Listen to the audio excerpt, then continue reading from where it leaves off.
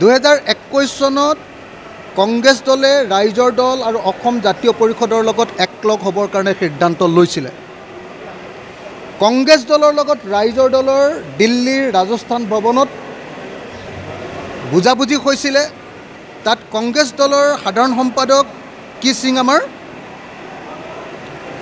জিতেন্দ্ৰ সিং আৰু তেওঁলোকৰ আৰু এজন জেনেৰেল ছেক্ৰেটাৰী কি নাম আছিলে মুকুল ৱাছনিক আৰু জিতেন্দ্ৰ সিঙৰ লগত সিদ্ধান্ত শেষ হৈছিলে। সিদ্ধান্ত শেষ হোৱাৰ পাছত কংগ্ৰেছে BPF যেতিয়া আহি গ'ল কংগ্ৰেছৰ লগত, তেতিয়া ৰাইজৰ দলৰ লগত এলায়েন্স নকৰাৰ সিদ্ধান্ত ল'লে। একেটা কথা লুৰিণজ্যোতি গগৈ সোধক, আমি নকলোঁ বুলিয়ে কংগ্ৰেছৰ বদনাম হয় বুলি। লুৰিণজ্যোতি গগৈ পাৰ্টি অসম জাতীয় পৰিষদৰ লগতো কংগ্ৰেছে ঐক্যবদ্ধ হোৱাৰ সিদ্ধান্ত লৈছিলে। তাৰপিছত যেতিয়া BPF আহিলে তেওঁলোকে পাল্টা মাৰি দিলে। তাৰপাছত আমি বেছি আসন বিচাৰিছোঁ বুলি আৰু আমি বিজেপিৰ এজেণ্ট বুলি উলিয়াই দিলোঁ। কথাটো সেইটো, আপোনালোকে নাজানে কাৰণে মিছা কথা কিছুমান প্ৰচাৰ কৰি থাকে। আমি স্পষ্টকৈ কৈ দিছোঁ, 2021 চনত আমাৰ লগত কংগ্ৰেছে ঐক্যবদ্ধভাৱে খেলাৰ সিদ্ধান্ত হৈছিলে।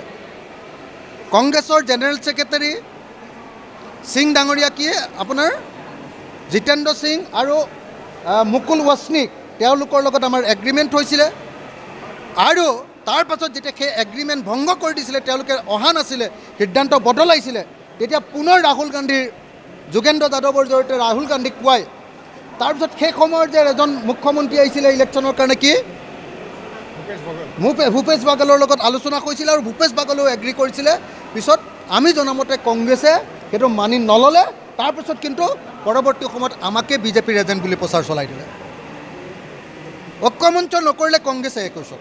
সেইকাৰণে এই ইতিহাসটো আমি গাই থাকিব নোখোজোঁ। আপুনি কোৱাৰ কাৰণেহে কৈছোঁ আকৌ দেই, এইটো কাজিয়া লাগিবৰ কাৰণে কোৱা নাই আকৌ। আপোনালোকে ভুলকৈ নুলিয়াবগৈ যে 21ৰ কথা কৈ অখিল গগৈ আকৌ এনেকৈ কৈছে, এইবিলাক আপোনালোকে কয়, মিছা কথাবিলাক কয়। সেইকাৰণে ক্লিয়াৰলি কৈছোঁ, আজিৰ দিনটোতো ৰাইজৰ দলে একলগ হ'বৰ কাৰণে, জাতীয় পৰিষদে একলগ হ'বৰ কাৰণে, CPI, CPM, CPIML একলগ হ'বৰ কাৰণে, APIC-LC পাহাৰৰ একলগ হ'বৰ কাৰণে আমি সকলো ৰৈ আছোঁ। কংগ্ৰেছে গ্ৰীণ ছিগনেল দিলে ইউনাইটেড ফ্ৰণ্ট হ'ব।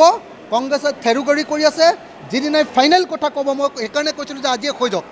মই কাৰোৰ বিৰুদ্ধে কাৰো কথা মই ক্ৰিটিকেলি একো ক'ব নোখোজোঁ, কিন্তু কথাটো এইটোহে যে কংগ্ৰেছে যিদিনাই এলায়েন্স হ'ব বুলি ক'ব সেইদিনাই এলায়েন্স হ'ব। কংগ্ৰেছে থেৰুগৰি কৰি আছে, কংগ্ৰেছে সিদ্ধান্ত লোৱা নাই, কংগ্ৰেছে তাৰিখৰ পিছত তাৰিখৰ কথা কৈ আছে, গতিকে হোৱা নাই।